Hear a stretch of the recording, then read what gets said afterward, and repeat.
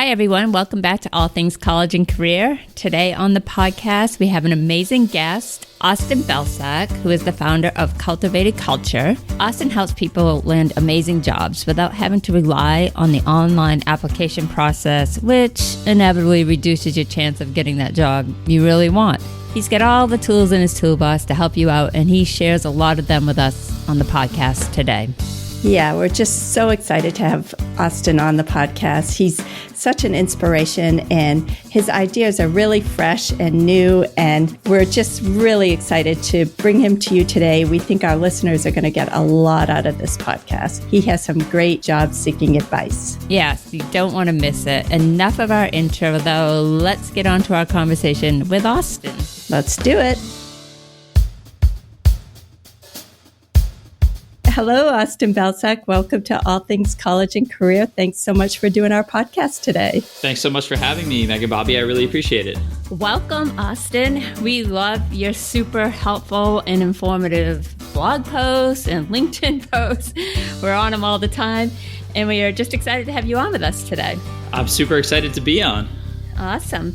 So we're talking to you from New York, NYC. More or less. So I was a Manhattanite for a long time, and my wife and I recently moved across the water to Jersey City. So still pretty much right in the area here, but we're both from New Jersey, so we took one step closer to home. A little bit more space, right? For sure. And lower rent. Yep. Not too much lower, but definitely really? nicer. It's Well, still a lot pretty of people steep. are hopping over to Jersey City, so Yeah, from that's- Manhattan. I mean, one of the podcasts I listened to, Taste of Taylor, and they just moved over to Jersey Yeah. from Manhattan too. Nice. I know. That's not really a career academic podcast. That's No. more entertainment. Yeah, for Anyway. sure. Okay, so we want to get into what job seekers should be doing right now in the wake of the coronavirus, but we're going to hit that later in the podcast. But for now, could you share with our listeners 3 things you love about your unique and effective way of helping people find jobs through your business, Cultivated Culture? For sure. Yeah. So the whole business really stemmed out of my personal experience with job searching. So I've been through the frustrations and the trials and tribulations myself. And the 3 favorite things really come right out of that. So the first was coming out of college, we are sort of told, well, if you work really hard for 4 years and you get this degree, you can get your foot in the door anywhere. Otherwise, why would any of us spend the amount of money you have to spend to get that degree? And I quickly found out that was not the case. And so when I started applying online, I applied to probably 300 different jobs in the first couple of months, and I got rejected from pretty much all of them.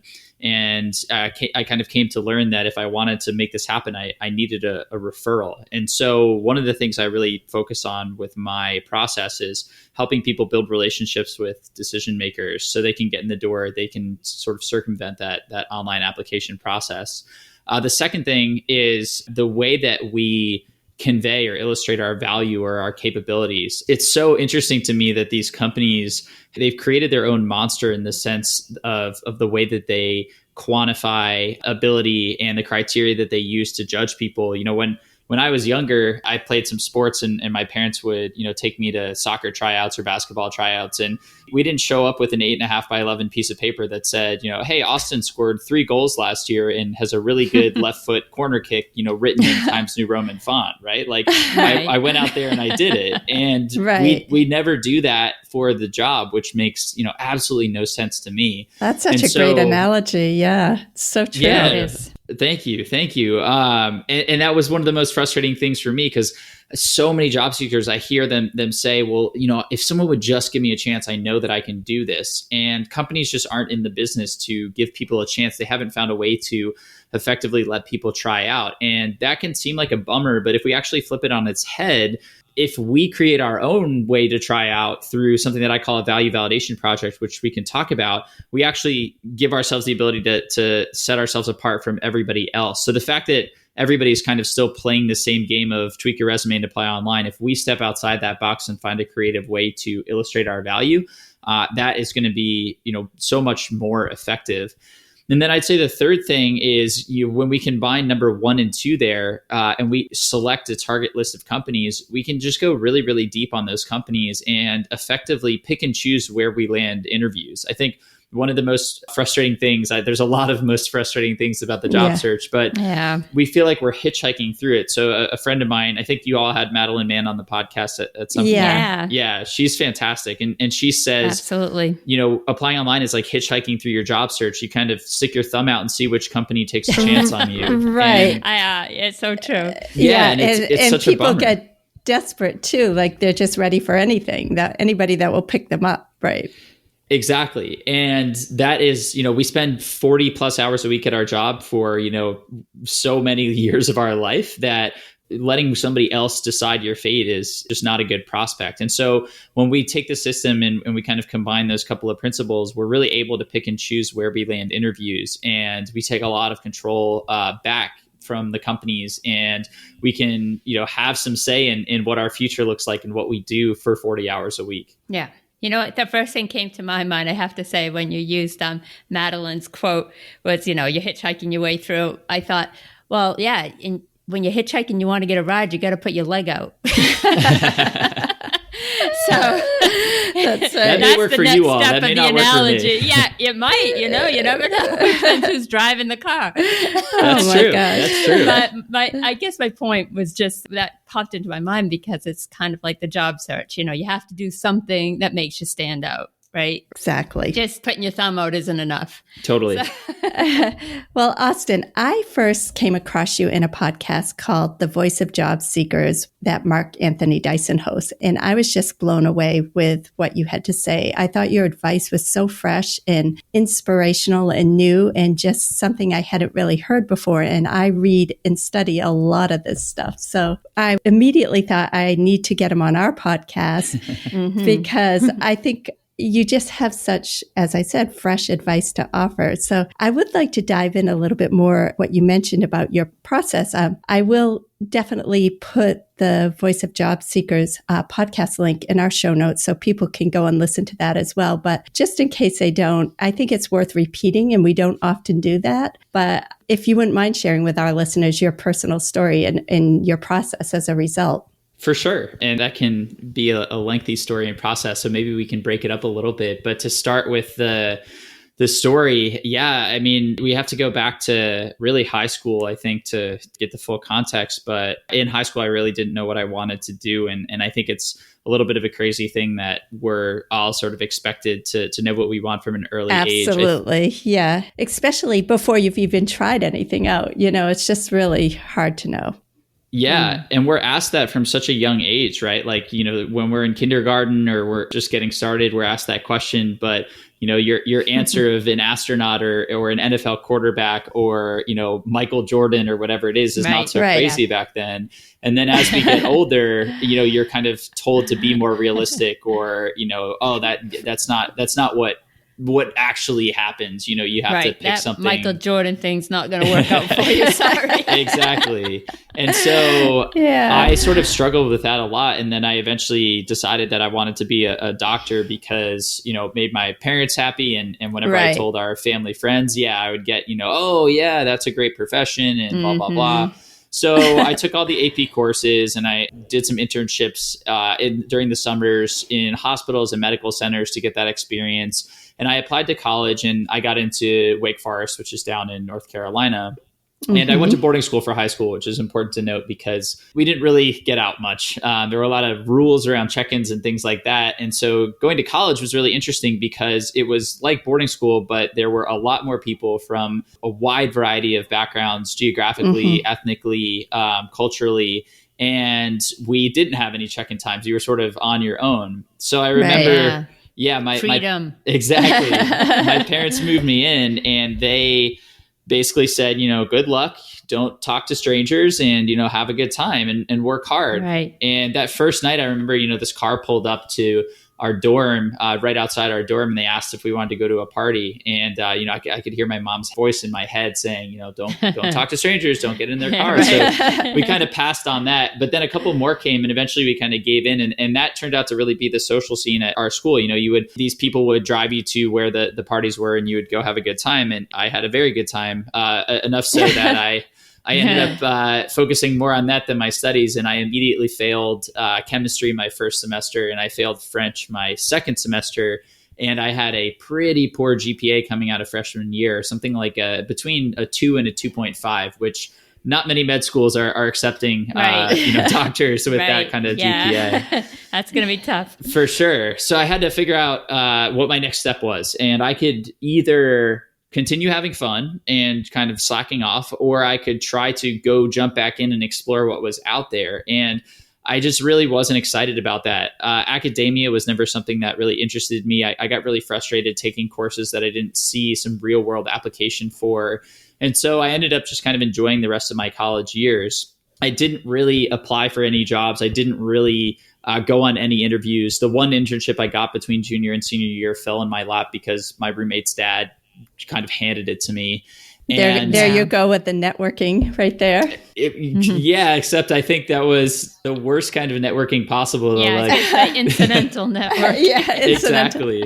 That was, I think that was more of, I think maybe pity networking might be the best phrase, because I think he knew I needed help and he kind of offered it up. And so I did that for the summer, and I ended up getting a job offer from them, and I accepted it sort of sight unseen and not thinking about cost of living or what I'd be doing or anything like that. Right. And when I graduated and started, it was a bit of a rude awakening. I ended up totally hating the job for so many reasons. It paid me about $35,000 a year, which was far, far below what I needed to get by in terms of paying my rent and, paying my car payment and insurance. So I racked up about $10,000 to $15,000 of debt in the first few months of graduation, just trying to make ends meet. On top of that, my job was essentially to be a bullpen rep, we called it, in the medical device sales field. So if you both either know anybody who's had a hip replacement or a knee replacement, we made the replacements, that went in the patient. And so our job was to be there and consult on the surgery, and surgery started at 6 a.m. So when you're the backup rep, somebody calls you the night before and says, "Hey, Austin, I'm 2.5 hours away from you, but I need you to be there tomorrow morning in order to, cover my cases because my kid is sick and they can't go to daycare or whatever." Oh my gosh. Wow. Yes. So I'm up at 3:30 in the morning, driving 2.5 hours to get there on time for 6 a.m. surgeries. And I'm doing that about 5 days a week. And that wasn't much fun. That's and then grueling. On top of that, my boss was just really not a nice human being. And he kept telling me, that's I guess the most politically correct way I can put it. But that was pretty nice. He kept telling me that I just didn't have a future in the industry and that I should, consider doing something else. And so I ended up taking his advice to heart. And I said, let me go think about what else I want to do. And this was back in 2013, kind of when tech is still booming, but I think that those were kind of the Wild West days where everybody was growing, anything kind of went.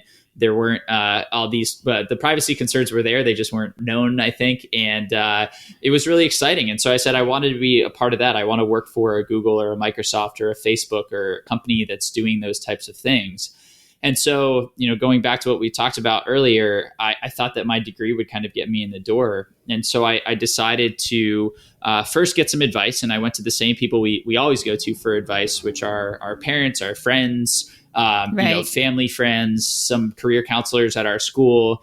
And they all kind of told me the same thing, which was to tweak my resume and start applying online, and that it was a numbers game. So eventually, if I applied to enough positions, I would get a job. And I said, okay. So I started doing that, and it did not work out very well. So like I said, I applied to about 300 jobs in the first couple of months, and I didn't get anything back. I got 0 interviews from those applications. And I did get a few pity interviews. That was kind of, pity networking was my specialty back in the day. That's so funny. Yeah, right. And I loved how you talked about the fact that you would kept going to your parents or friends or career counselors and saying, what am I doing wrong? Or what should I do? And they're, oh, you just keep at it, keep trying. And eventually takes time. Eventually something will come through. Yeah. And Right. What made you decide to switch up the whole process? Like, that was so genius, really. Yeah, I'm not sure it was genius at the time. It was just more so out of desperation and desperation. Yeah.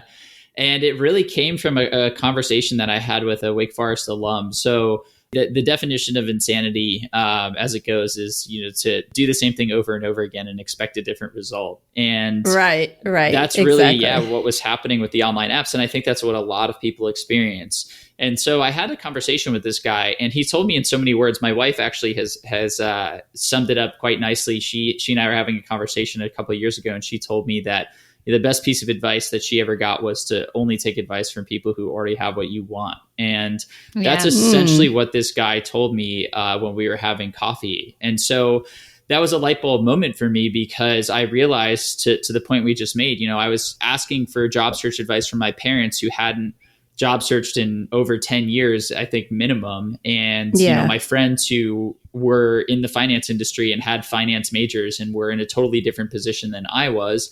And then these career counselors who were sort of giving the same advice to 1,500 kids, and to no fault of their own. You know, they sort of have to find a way to scale this advice across that many people. And so what I realized was that I needed to go find people who had been successful in the ways that I wanted to be successful, and learn from them. That was such great advice. Oh, it was, I mean, that was the best advice I've ever gotten. Yeah. And it applies to more than the job search. It's, you know, you want to start a podcast, go find people who have done that before successfully. If you want to start a business, go find people who've done it successfully in a similar area. It's such a game-changing piece of advice for any aspect of life that you're looking to improve. Yeah, and it seems simple, but people don't think about it, you know? So right. Absolutely. It's not easy to go talk to strangers, really, I think is true. what it comes down to. And so, so I went home and I made that list, and I essentially said, you know, I want to be working at a major tech company. I want to be doing it by the time I'm 26. I didn't want to wait forever for it to come to fruition. I wanted to be working in a major city like a New York, a Los Angeles, a San Fran, and I wanted to be making 6 figures annually. And those were my goals. So I went to LinkedIn and I just used their search filters to find people who already met that criteria. And I looked at their job titles, and I used Glassdoor and some other sites to figure out what their salaries were. And I started reaching out to these people, and I just asked them, you know, how did you make this happen? And I took all of the advice that they gave me, and I looked for common themes, and I looked for stuff that I could kind of cherry pick and make my own. And the 2 biggest themes were essentially going back to the 3 things that we talked about at the beginning of the podcast. The first theme was that every single one of them, for the most part, had gotten a referral into the job that they had.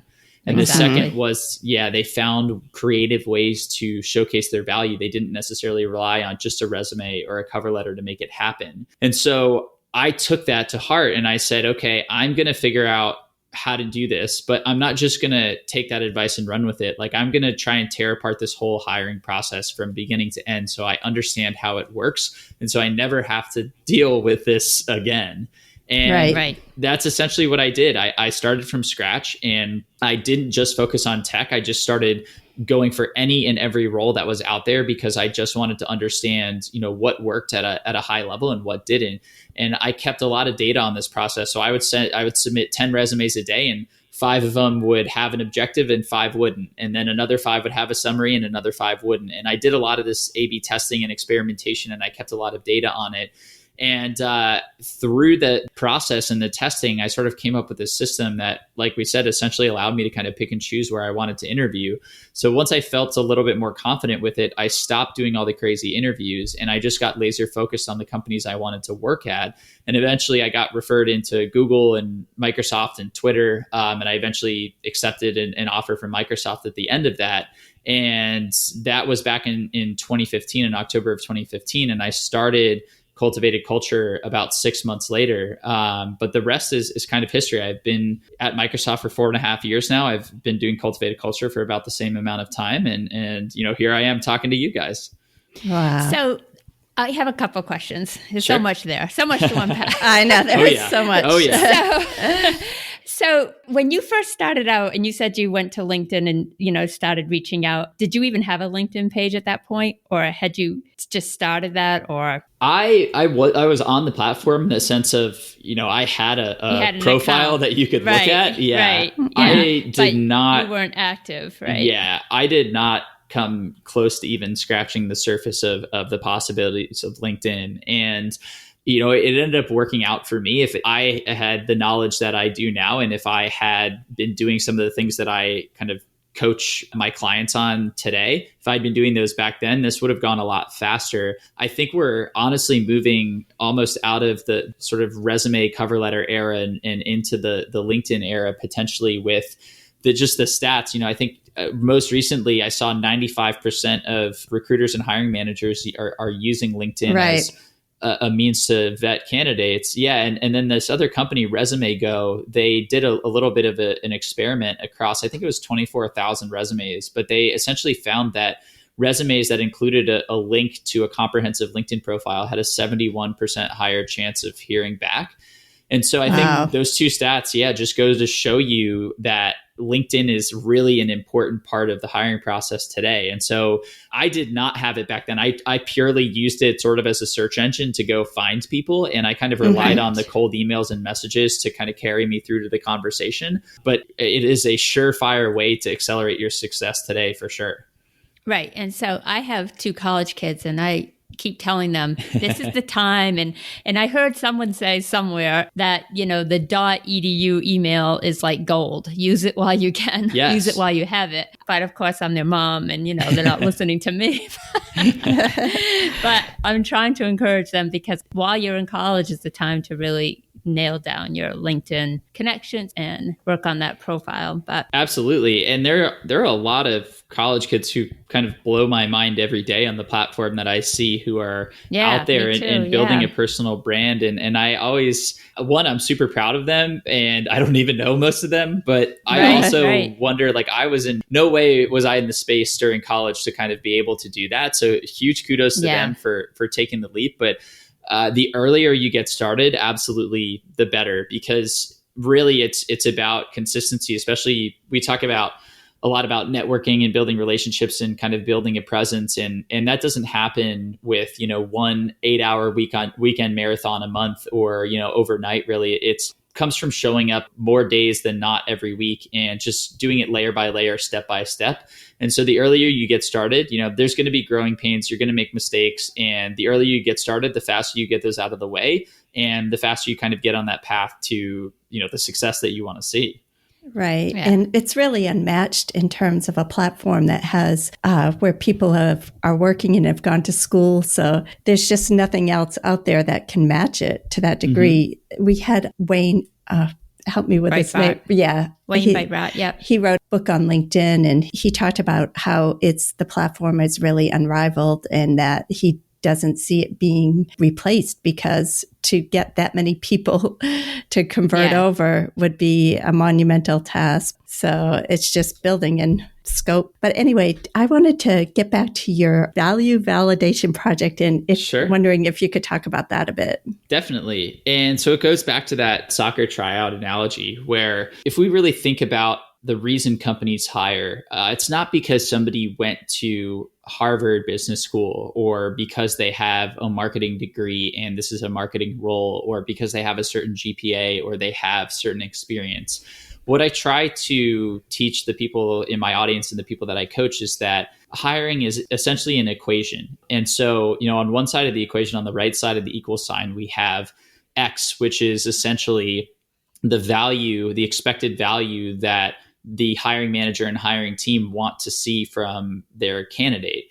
And on the left-hand side of the equal sign, on the left-hand side of the equation, we have all of the qualifications that kind of add up to a specific number. And essentially what we're looking for is that number, equal or greater than or equal to X, which is that expected value. And so just because you don't have a degree that's relevant or all of the years of formal experience doesn't mean that you are not qualified for the role. It just means that you need to provide the same level of value. Yeah. And so, if a marketing degree is worth, let's say, 3 points out of, they're looking for 10 and the degree is worth 3. If you don't have the degree, you just need to find another way to add 3 points worth of value. And so when we start to think about hiring in that sense, one, it gives us a little bit of hope because we realize that we don't necessarily need all of these things on a job description and that they're sort of more of a wish list than anything else.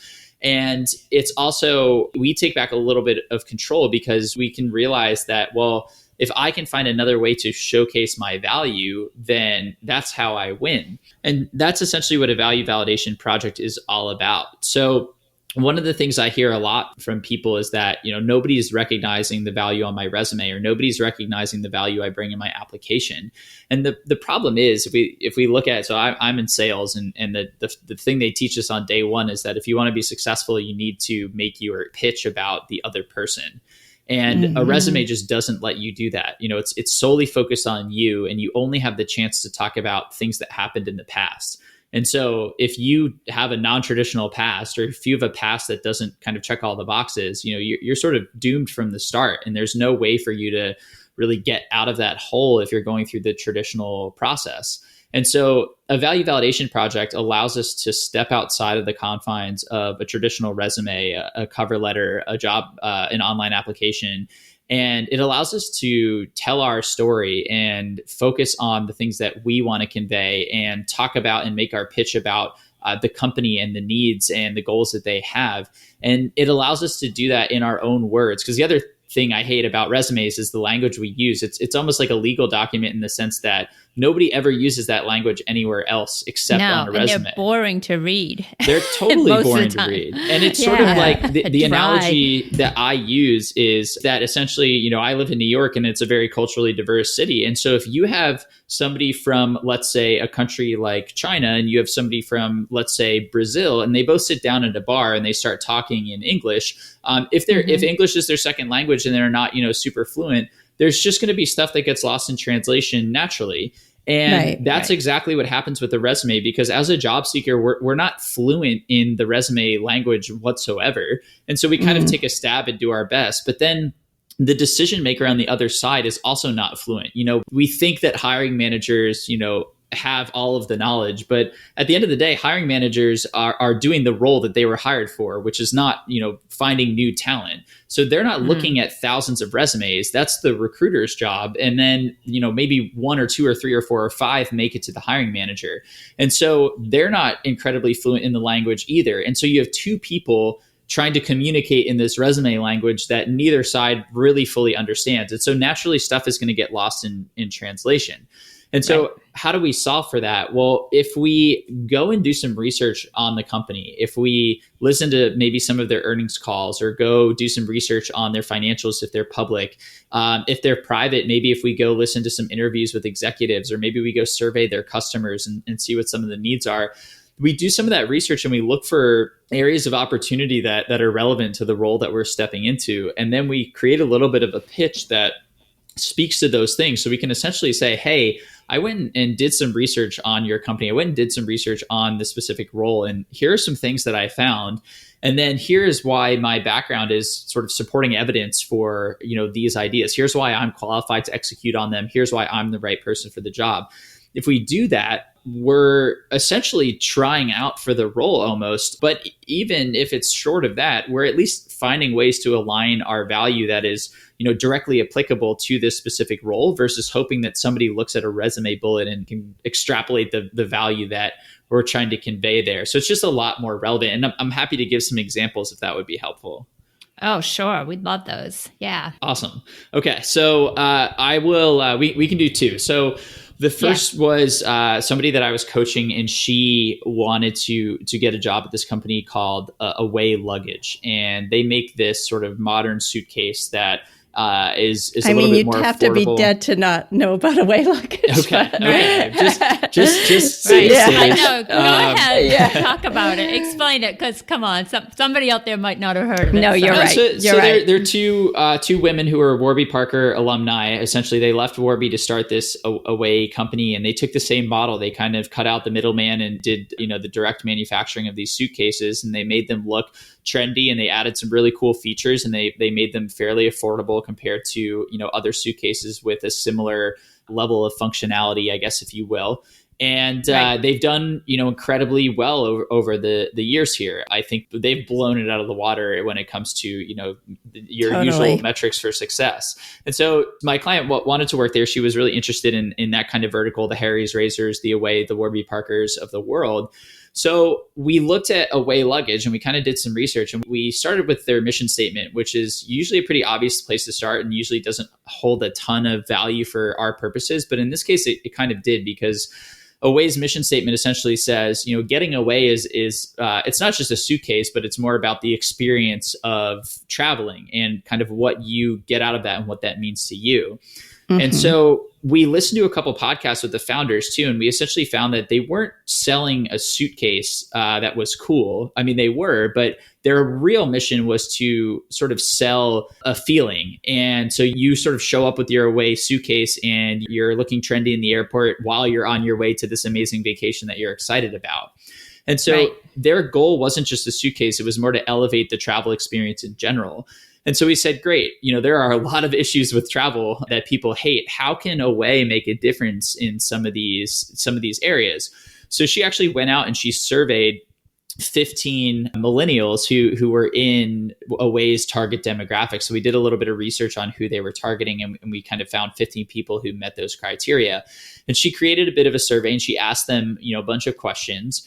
And then she looked through all of the answers and she kind of extrapolated some pain points and areas of opportunity. And then she went and she did some research on travel and millennials specifically. And she found some really interesting things around, millennials are very loyal to rewards programs that give them the best benefits. They're willing to pay a little bit more to upgrade their experience. They do care about things like an Instagram worthy, travel experience. And so, how could Away plug into those things? So the first thing to note here is the data. A lot of people, or a mistake I see with the value validation projects, is that people show up and they kind of share ideas, but they don't necessarily back them up with evidence or value. And so we want to make sure that the people on the other side at Away or whatever our target company is knows that this wasn't just an idea you had, in the shower one day and you thought sounded nice. Like, this is really coming from data, from real sources, customers, research, industry trends, things like that. So we like to set the stage there. And then she came up with 3 ideas for how Away could potentially impact those pain points. So the first one was potentially coming up with an all-in-one app, so to speak, because when we're traveling, we need 6 apps on hand. We need our weather app to see, how we need to pack. We need our hotel app to check in. Yeah, we need our airline app to make sure that our boarding passes are in one place. Yeah. And then maybe the Amex app to get us into the lounge if we have it. And then Uber has to take us there, right? So that's 5 apps already. So how do we consolidate some of this stuff? So she came up with an idea for them to basically see if there was a way to plug into those different apps and source the info. So maybe you could schedule your Uber, you had your boarding pass, there was the weather at your destination, all in one place. So you didn't have to keep opening up 7 different apps. So that was one idea. Great idea. I thought so too. Love it. Super, super creative. And then another idea we had, which I really loved, was what if Away, we're based in New York here. We have 3 airports in the vicinity, and everybody's always looking to kind of get out of the gate area and go find a place to relax. So what if Away set up, maybe a pop-up lounge, so to speak, where instead of, showing your Amex card or whatever it is, you kind of roll up with your Away suitcase, and that's your ticket into the lounge. Wow, another great idea. Yeah. And so that alone would probably make people buy in Away. My God. I'd be buying 4 of them just so, I didn't leave one at home by mistake. But right. Exactly. Yeah. That is a great idea. And so maybe you get, free Wi-Fi and maybe a free drink or whatever it is, but just a better experience. And so we consolidated all those things and we sent them off to Away. And essentially, this person was coming from, she worked in wholesale retail, especially or specifically, not especially, in the jewelry side of things. And so making this transition into tech or a sort of tech focused company, in the sense that Away and Warby and all those places they essentially drive most of their sales through their online platform. So that's a big jump to make with, it's a bit of a non-traditional background, but this deck allowed her to pivot away from the fact that her background was non-traditional and essentially say, look, I can do this stuff. Here's me showing you what I bring to the table. And it shifted the conversation away from that doubt, that non-traditional background, and more towards those ideas that she had. And yeah, so that was now the conversation, and not what she lacked, but what she could bring to the table. Yeah. Exactly. And that's exactly what we're going for with the value validation project. And so just one more example, because I think one of the things with VVPs that makes them a little tough is they fall into this sort of abstract area where if you've never done it before, it's hard to know what to do. And so I think examples kind of are the best way to help people, because you hear an example, you see one, you put it in your pocket and you kind of save it for later. So another example would be somebody else that I was coaching who wanted to get in with Microsoft. And she was a college senior at University of Washington. And she was looking at a rotational marketing program at Microsoft.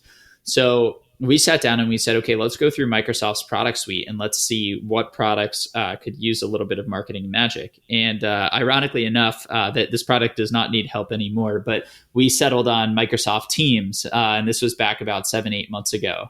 So Teams at the time, now I think Teams has added they've added something like 25 million users in the last month or something, which is insane. Wow. But back then they were struggling, and Slack was really the lion, if you will, in the space.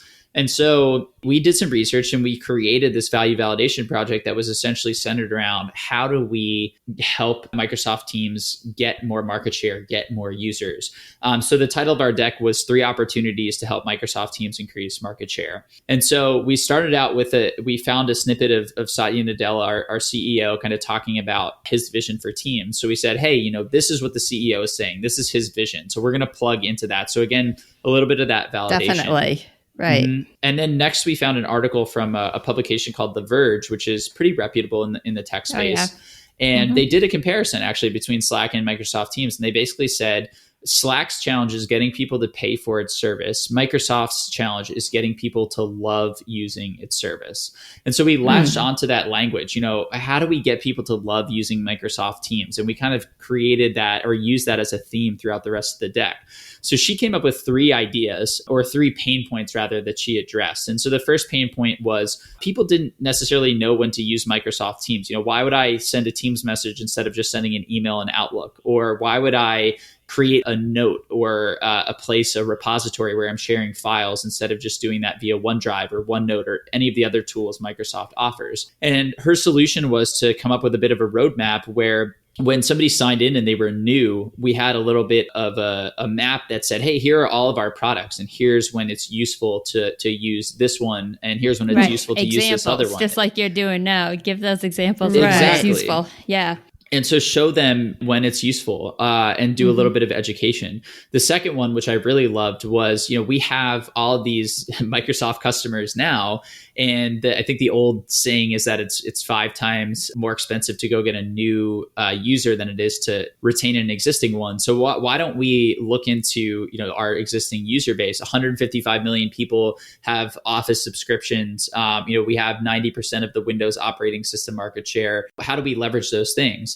And so one of the ideas we came up with was, if I'm collaborating, or if I'm working on an Excel sheet or a Word document and I want to collaborate with people and kind of have a chat that's relevant to the document, what if there was a bit of an integration where I kind of clicked a button and I was able to invite people and we had a chat through Teams just kind of pop up on the side of the document?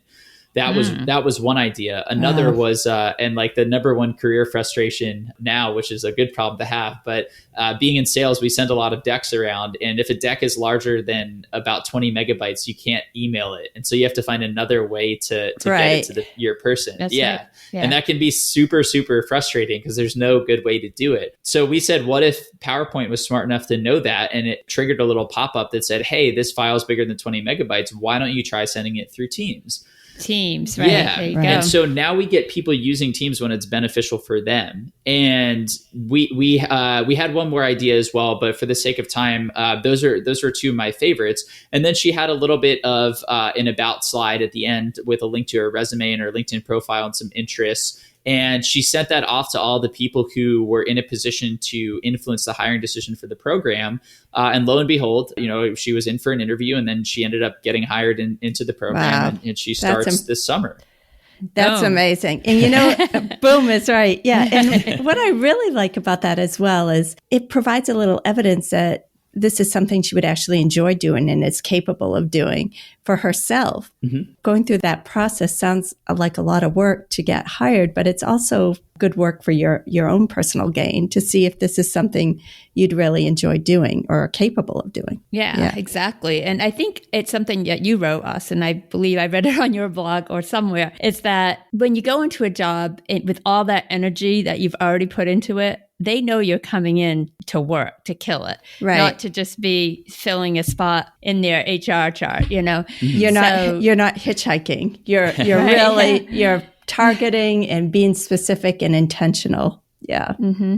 And you both hit on a really important point, which is that, even just going through the exercise of putting together the project, whether it results in a job or not, it's really, really beneficial for so many reasons, because exactly to your point, you get to actually test drive the field. But on top of that, when you're putting together the deck, you really have to do some research. And so that's sort of going right towards that interview preparation, well before you even step foot in the room. And so when you're able to show up to an interview and somebody says, well, why do you want to work here? And you can say, well, I spent the last couple of weeks talking to 20 of your customers, and here's what they had to say, and so on and so forth. And when you can show up and say something like that, that really tends to blow people away. And then on top of it, once you finish your deck, you sort of have a template that you can use and repurpose for some other value validation projects. So there's so many benefits outside of just putting together a deck in hopes of getting that immediate job. It really kind of comes back tenfold when you go through the exercise. And here's like something that comes to my mind too. It's kind of like how you started out, Austin. Is you were gathering all this data through your job search process, and ultimately it became your business. Mm-hmm. And you probably weren't thinking of that at the time. You were just trying to get a job and figuring out the system. If you're doing something like this, it could potentially turn into your own business model or idea. Even if it doesn't work out that you can work for that company, it might inspire you to do something. That's a great point. On your own. Yeah. Like basically you were driven by helping others. And it's interesting because we interviewed Mac Pritchard, who that's how his company started. He was driven by helping others. And he's just like, I got to get this word out. And it's amazing that companies can come out of that. It's, really successful ones, which is great. But one of the people that I coached through this process, she was a high school Spanish teacher, and she ended up getting a job in marketing. She actually manages some of LinkedIn's marketing now. Awesome. But some of the companies that she created value validation projects for, she now consults for as a side gig, because she took the value validation project and she said, well, hey, look, I accepted this other job offer, but if you still want help with this without paying for benefits and a full-time salary, why don't we set up a consulting gig? And so those value validation projects turned into clients for her. And that is, a second source of income. So totally, that's right on the money. Is she missing teaching Spanish or? I think I'm going to go with no. She does a little bit of it on the side to kind of scratch the itch. I don't think that she's missing the day in and day out of it. And she has a really cool setup right now. So, and kudos to her. She put in the work and made it happen. Wow, that's awesome. Great. So you have all this great information and all this work you did, and you have your deck, your VVP, but how do you get it in front of the person that's going to be hiring for the position you want to fill? Yeah, that's a great question. And that's sort of one of the core pillars of the strategy. So I really aim for, like you just said, the person who's going to have some influence over my ability to get hired. So not just somebody who can get me in for an interview, but somebody who can kind of go beyond that and coach me through the process and be in the room where the hiring decision is made. And LinkedIn is the best way to find those people. So we talked about it a little bit earlier, and that was more me kind of just going out and finding people to learn. But we can actually use that same strategy to get a little bit more targeted here. So the way I go about this is I start by making a list of 10 to 15 companies, and then I go try to find 10 to 15 people at each of those companies. And there's a reason we kind of come out to that number of about 150 to 200 people in terms of essentially, if you reach out to that many people, it bakes in attrition at every step of the process and sort of swings the odds in your favor of getting enough responses and building enough relationships to the point where you're getting those interviews and probably landing at least one offer. That's just based on the data that I've seen. Right, But because you have to factor in the people that won't respond to your email or don't want to offer you an informational interview or things of that nature. So as you said, to really hit a home run, you have to reach out to that many people. yes, and it sounds like a lot. It's actually not so bad. I typically recommend that people email, 5 to 7 people every day, so you can get through that list pretty quickly. But the way to find those people is just by going to LinkedIn and starting with the job title you're looking for. So I'll plug that into the search bar, and I'll just filter. I'll go to the people page, so it's showing me folks with those titles, and I'll just use the filters and I'll play around with them. So I'll look for, I'll set the company filter as a start. I'll set the location filter if I know this role is posted in a certain area. And then one of the first things I do is just go look for alumni. So did these people go to, a school that I went to? That's just such low-hanging fruit to start with. Yeah, and if I can't find anybody there, then I'll start combing through profiles. And, we could spend another, couple of hours talking about how to get in the door with people. But to sum it up, it's really the big mistake that people make is they use what I call a me mindset. And that is essentially reaching out and saying, hey, you work at this company. I would like to work at this company too. And I see there's a job open. Can you give me advice? Can you review my resume? Can you pass along my resume? Can you help me out? Right. And that's just such a big ask off the bat. So instead, what I do is I look through their profile and I try to find, and I'll Google their name. I'll do some deeper digging, but I'll look for an angle I can use to make the outreach about them. And so an obvious one and an easy one is, if somebody has made a career change, maybe you're reaching out to me and you say, hey, Austin, I saw you made the jump from healthcare into technology, and I'm sure that wasn't easy. I'd love to learn more about your journey. And so we're still going to get a similar outcome of them, getting them on the phone, having a conversation, building a relationship. But by making it about the other person, we just boost the chances of getting a response rate. And so I will essentially go through and try to find the 10 to 15 people that are either closest to the role I'm looking for or have an easy way for me to get in so that I can have a conversation with them, build a little bit of a relationship, and then have them make an introduction to the right person who's in charge of the role. And I just make a note of that. I put all my contacts in a spreadsheet. I have their name, I have their LinkedIn profile, I have their email, I have their company, and then I have a column for notes, and I just write down my angle in the notes column so that when I start going back and sending my 5 to 7 emails, make a spreadsheet. And I start sending my 5 to 7 emails a day. I have all that information right in the spreadsheet that I can reference, so I don't miss a beat, and I can power through those and make the process happen a little bit faster. That's awesome. I love it. I just have one more quick question till we get to Bobby's point. Sure. So I am just bowled over by how much content you're producing, and I have to say it's really quality content. I'm blown away too. So you're doing live videos, you're producing great articles for many publications, which you can look up at Austin's website to see who he's published articles for. But how do you manage? How are you doing all that? Sure. So I think I'm a bit of an unfair example, or at least my advice may not be the silver bullet, but essentially it's just from the amount of time that I've sort of put in. So it's easy for me to do all this now, and it looks awesome on the outside, but it's sort of built on the back of 4.5 years of creating content. And so I draw a lot of my content from, the 2 years of job searching that I did, the conversations that I have with my clients and with people on LinkedIn and in my audience every day, and from other posts on LinkedIn. And I've just been doing it for so long now that it's easy for me to come up with something on the spot.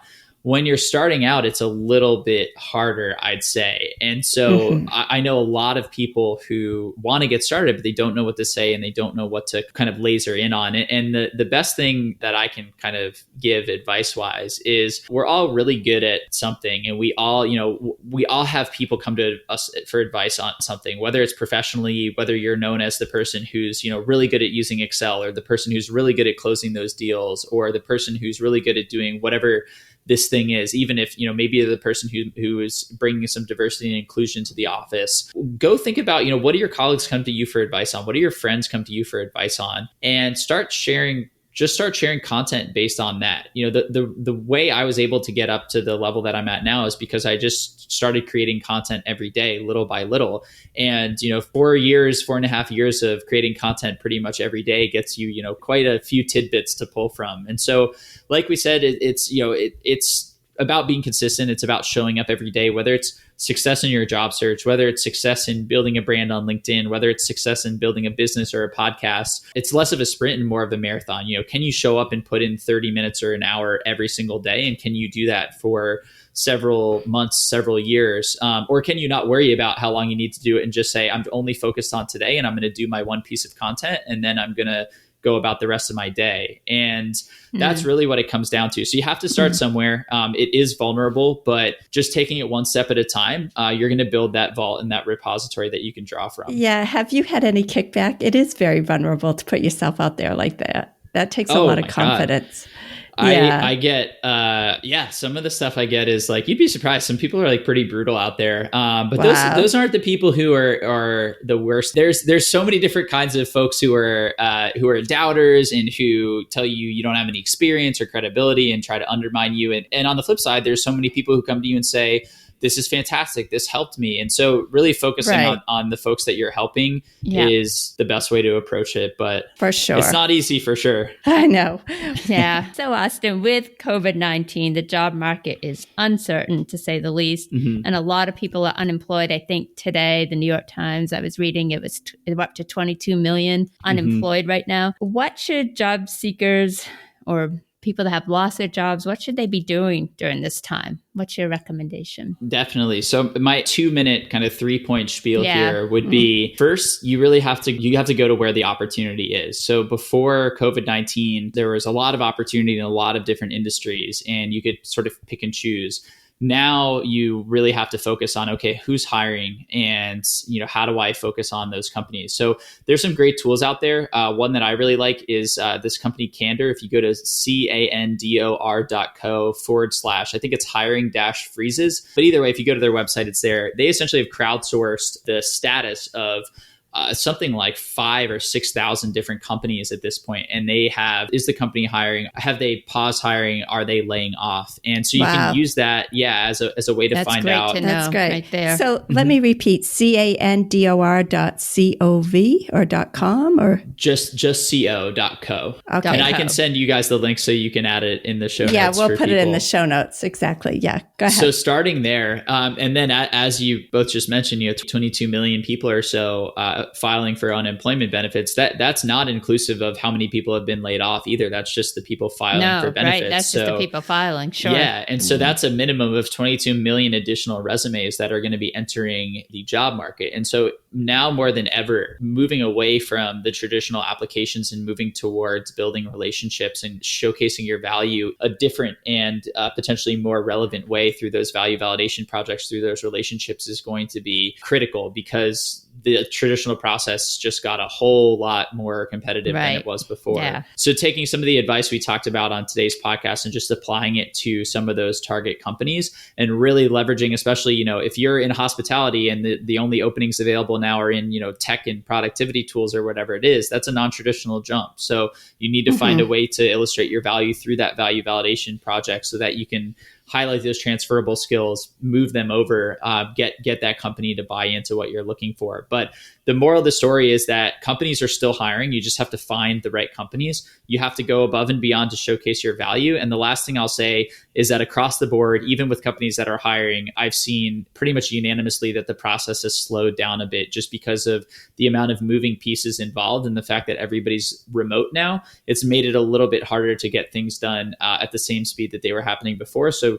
just have some patience, be politely persistent. If you don't hear back after a week or two, follow up, acknowledge that it's a crazy time, that things may be delayed, but that you're also still very interested in this role. And if you kind of combine those three things, that's going to be your best plan for the climate right now. I think in your VVP, you could add, for this climate right now, you could add creative ways. We know we have to social distance and I could do this from home or this remotely, or if that helps, I don't know. That's a good point. Just because this could go on for a while where we can't physically go back to work. Right. So. What you could bring to the table from a remote location. Remote location. Yeah. There you go. That's what I meant to say. No, thanks. So, Austin, your wife has an amazing podcast as well, Stilettos on the Ground, that she puts out bi-weekly. It's about women and women entrepreneurs or just women doing stuff, right? Yes. So she has a super, super cool message, at least. I'm a little biased here, but I think it's awesome. Of course. And essentially her whole goal is to highlight the extraordinary stories of, quote, ordinary women. And when I say ordinary women, I mean the fact that, we're surrounded by people who are doing amazing things. I mean, the two of you are here with this podcast. We have folks who are, and not just folks, we have women who, they were working and now they have 2 kids home from school that they have to educate as well as maintain their job. Women are doing and juggling so many things. And the landscape in the business world or the personal development world has more so been, let's look towards these people who have already done amazing things. What does Sarah Blakely have to say? What does Reese Witherspoon have to say? And honestly, we really only have to look, down the street or around the corner to find women who are doing incredible things now. Yeah. So her podcast is called Stilettos on the Ground. It is, you can find it. Which is a great name. Yeah, I love it. And you can find it anywhere, you listen to podcasts. And actually the story of that Spanish teacher that I mentioned is one of the most recent episodes now. Her name is Miriam Jamil. I'm going to go listen to that. Anybody who wants to listen, it's on there. Yeah, for sure. Well, we'll definitely put that in the show notes. So if you're missing what we're saying, folks, look for the show notes and we'll have it in there. Okay, Austin, are you ready for the rapid fire questions? I am ready. Let's do it. All right. Okay. We call them rapid fire. If you've listened to our podcast before, sometimes they're not so rapid. So don't feel like you're under any pressure. Sure. Okay. Are you a good dancer? It depends on the type of dance. So my wife and I talk about this a lot. If we're just like going out to a bar, she is a better dancer and I don't quite have the moves. But if we're doing more of like, if we're at a wedding, I have a little swing dance repertoire from my college days. So I can kind of cut a rug in the wedding venue. So I'll say I'm an okay dancer. I love that. I think that I have to say I'm going to go with better than okay because a lot of people don't know how to cut a rug at all at a wedding. So I love it. Yeah, okay. Bobby at one of the weddings we went to took center stage doing a swing dance at one point, which was I did. That was a long time ago. It was a long time ago, but it was just impromptu and everybody just sort of backed off and watched. It was really fun. I love it. I think there was some wine involved. Yeah, there was definitely. There might have been. Yeah. Okay. All right. If you could have a band play at your private party, who would it be? Oh man, there are so many. I think it depends. I think it depends on the private party, but I would probably have to say they're probably a band that nobody has heard of, but there is a group out of the UK called Snake Hips, and they have a really interesting sound. And it's kind of like taking modern songs and putting like an R&B vibe on them, and they do a lot of remixes. And I really like them a lot, so I'd probably go with them. I'm gonna look them up. All right, Snake Hips. All right, we'll put a link in the show notes to that too. Yeah, perfect. Why not?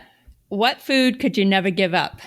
Oh, pasta for sure. I could live on pasta for months at a time. It's one of my desert island foods. Pasta, yeah. It seems like all the thin men live on pasta. What's up with that? I know. I lived on pasta. That's the problem. I don't know. We've held back on it. I used to eat it back when, I was telling that story and back when I was, swimming in credit card debt and stuff. I would eat it breakfast, lunch, and dinner. I would have like bolognese for dinner and then eat it again for breakfast, which is not like the best look in the world, but I have literally subsisted on it before and I'm not sure I could give it up. Well, it's your go-to for sure. It served you well during those years. Right? Exactly.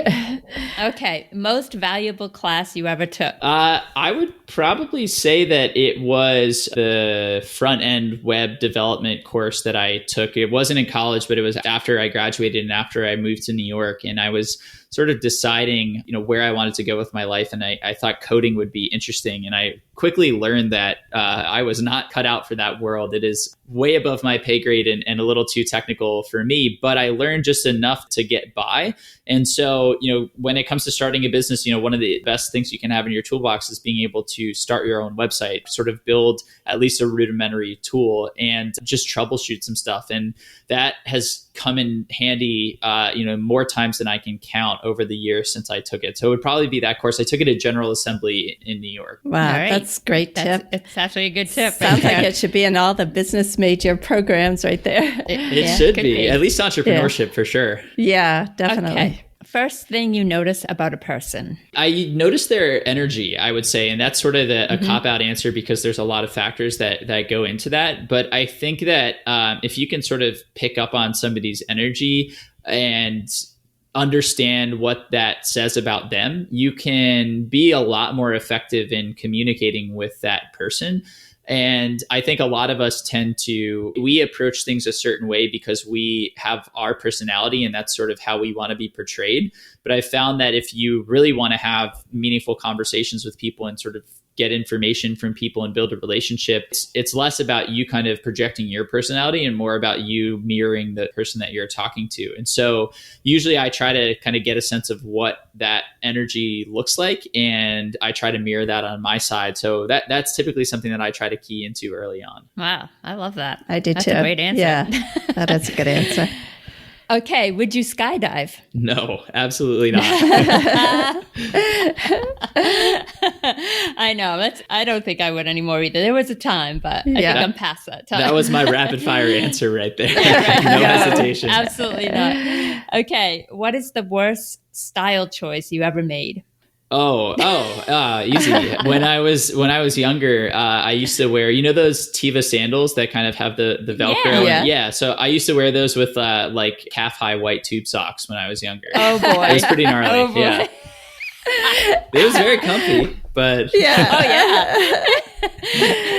You weren't wowing the woman with those on. Definitely not. That I'm glad that did not carry over into adult life. Oh, that's funny. Okay. What is your cell phone wallpaper? It's a picture of me and my wife, 2 pictures of me and my wife. On the front, Nice. It's her and I on a vacation with her family. And then one is from our wedding on the inside. So probably cliche, Awesome. but I like it. So I'm sticking I like with it. It's sweet. Go Yeah. for it. You stick Yeah. with it. I love that. All right. What talent do you wish you had? That's a good question. I sometimes wish that I had a little bit more patience. And that's where, we've ended up talking about my relationship with my wife a lot, which is great. And I love, and I don't get to talk about on podcasts too much. So I'm excited, but I tend to move very quickly and I'm not so much of a detail oriented person in a lot of cases.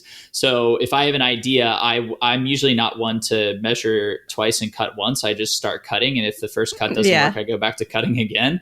And Exactly, right. my wife really does a good job of she'll measure 4 times and cut once. And I wish sometimes I had sort of the patience to sit down and say, okay, let me really think this through before I jump into it. And it's been a blessing and a curse. I think it's the only reason I've kind of made it as far as I have, because I just said, let's do it. And I kind of took action, and actually a little too much. I might not have, come out the other side. But now I do wish I might have had a little bit more of that in me. Well, hey, at least you married someone that does. So that's exactly. Right. Exactly. That was a good move on your part right there. Okay, last one. Favorite thing to do outdoors? Go to the beach for sure. We are beach people through and through. And we spend pretty much every weekend down the Jersey Shore. And there's something about being at the beach that's very, very relaxing. So if I could do a walk on the beach with a beer, that is pretty as close to heaven as I think we'll get here. So that would be it for me. We would agree with you for sure. Yeah, definitely. Mike and I both love that. Yeah. It might sound cliche, but it is what it is. Right. Totally. We love the beach. But good job. You made it through. You did a great job. Those are great questions. Well, Austin, thank you so much for coming on and sharing all of your amazing advice. And we really enjoyed it. Well, thank you both so much for having me. I really appreciated it. I love the conversation style that you guys have in the rapid fire questions. So I am so happy to have had the opportunity, and I'm looking forward to more episodes from other amazing people as well. Thank you so much, Austin. That's awesome. And you have so much information. I feel like we could talk for 7 hours and we went through that. So, but thank you so much for taking this time, and enjoy the rest of your day. You too. Take care. Take care.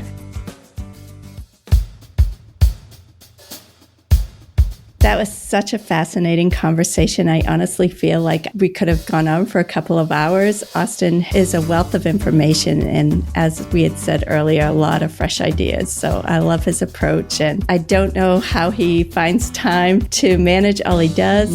You should head on over and follow Austin on LinkedIn and check him out on his website, Cultivated Culture. You won't regret it. Absolutely not. I mean, definitely go to his website. He's got a lot of free tools on there, and you can access his blog from there and tons of great articles. I mean, his information is endless to help you land that job that you've always wanted. And he hosts a lot of live speaking events on LinkedIn. Really fascinating. And he puts together a great group of people oftentimes to host those as well. Yeah, definitely has a great community of people. So, hey, go on over and check out his webpage, but also if you could support us on our podcast by giving us a rating, a review, or subscribe to our podcast, that would be fabulous. We would love it. And thank you so much, everybody, for tuning in, and have a great day. Yep, thanks, everyone.